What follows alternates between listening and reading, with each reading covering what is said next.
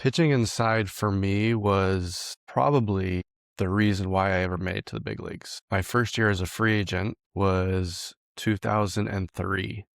That season, I ended up hooking up with Colorado, went to their AAA team right before the first game of the season. Mhm. So I got released with 2 days left in spring training, came home for a few days. Our local Rockies scout up in Washington where we lived, he was able to send some messages, talk to some people, and got me a job with the Rockies, with their AAA team. And I ended up meeting them in Oklahoma City, literally the night before opening day. The pitching coach I ended up with, Bob McClure, who had a great big league career, I think over 10 years in the big leagues, left-handed reliever. So very different pitcher than I was. I'm a Mhm. tall right-handed pitcher with a high three-quarter arm slot. He was a lefty with a low three-quarter slot and was a reliever. So very different pitching styles, but still in the end, pitching is pitching, and you got to figure out ways to get an advantage. And learning how to pitch inside for me was a game changer. And to help understand a little bit kind of what that means, it's not just throwing a fastball or a pitch inside for a strike. Pitching inside means being able to throw inside off the plate when I wanted to for effect, meaning I'm trying to get that hitter aware that I'm going to come in there, but also try to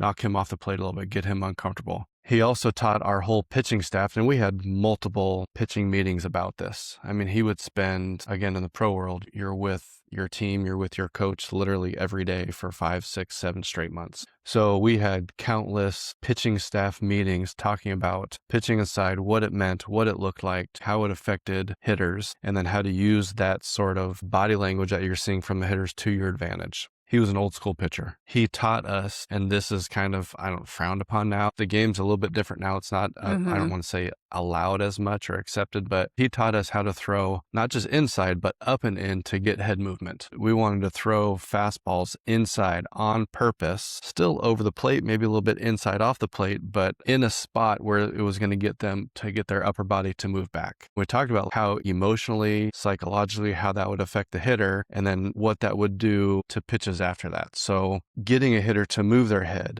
would get them, one, aware of the inside part of the plate, two, knock them off so they may move their feet a couple inches off the plate away from home plate, which in turn would open up the outside corner. So now instead of the outside corner being maybe 2 or 3 inches wide, all of a sudden it becomes 4, 5, 6, 7 inches wide and allows us as a pitcher to get away with more stuff. If I make a mistake, I'm too up in the zone, maybe catch a little bit too much of the plate. Because of pitching inside, the effects of that mentally on that hitter is going to allow me to get away with more stuff on the outside corner. The typical is you go high fastball, you follow it by a curveball. That's what everybody does. By the time you get to that level, it's almost expected. It's not going to trick the hitters as much as it does when you're younger. So when we would go up and in with the fastball, I cannot tell you how many strikeouts I got on just throwing the next pitch a fastball away on the outside corner and they would take it. Mm. Just because of one, what they're used to seeing after a high fastball, but two, again, knocking them off the plate, how it opened up the outside It part like of the plate. skewed their spatial awareness a little bit. Yeah. So instead of home plate being 17 inches wide, now it plays wider because of I'm getting them to move their feet a couple inches towards third base or towards first base and